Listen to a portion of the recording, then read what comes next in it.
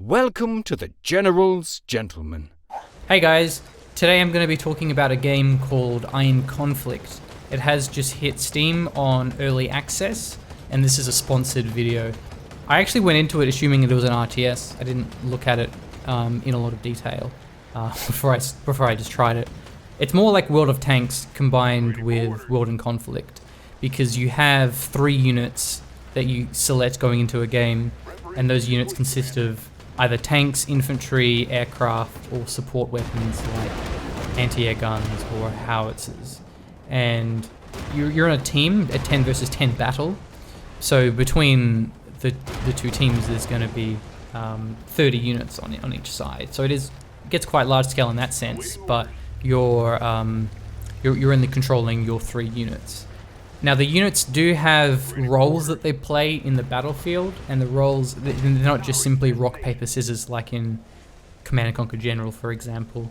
They sort of specialize in different things, in that a tank is a very strong unit in an upfront fight, so you want to lead the charge with tanks, while infantry are quite fragile, but they're more sneaky. They can cloak if they run into bushes, and they can have powerful ambush tactics, like you can place anti-tank mines and so forth.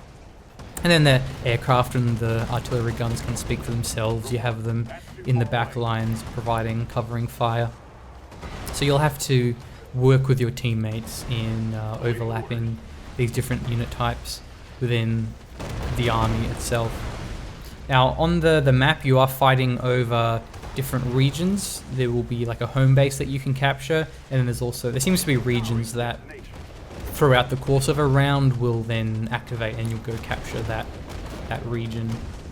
There isn't any base building or economy or anything like that. It's definitely not an RTS game. It's I don't even know what you would call it, more like a real-time tactics, because you are controlling your units in quite detail, but yeah, you're not harvesting supplies and building a base or anything like that. You are also equipping your units and customizing them with things such as different modules, accessories, talents, and ammunition.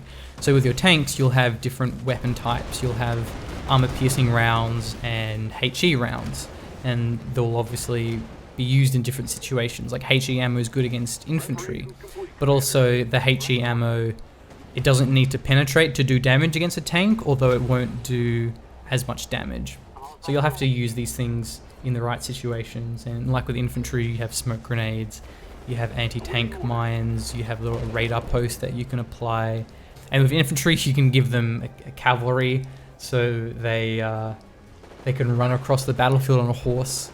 So you have a bit of an interesting mishmash of different things here, in that you have like World War II era tanks combined with modern stuff like an M1 Abrams tank, and a modern jet combined with cavalry and more old school looking tanks. It's like World in Tanks in that regard, as you have an overview of different time periods. So it's kind of arcadey in that sense. The game is also powered by the Unreal Engine 4, so as you can see for yourself, it's quite a pretty looking game. It's quite high fidelity. It is early access though, so there was definitely some polishing that needs to be done. I noticed some things like a lot of the same weapons use the same projectile.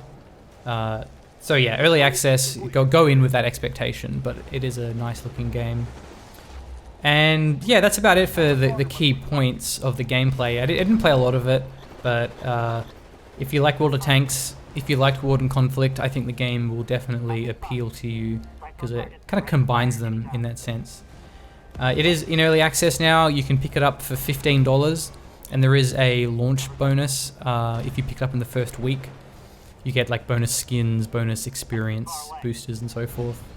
So bear that in mind. Is like World in Tanks. It is it has microtransactions. You unlock things throughout playing it. So that's a brief look at Iron Conflict. I've left a link for the Steam page in the description. And a big thanks to the Iron Conflict guys for reaching out to me and sponsoring this video.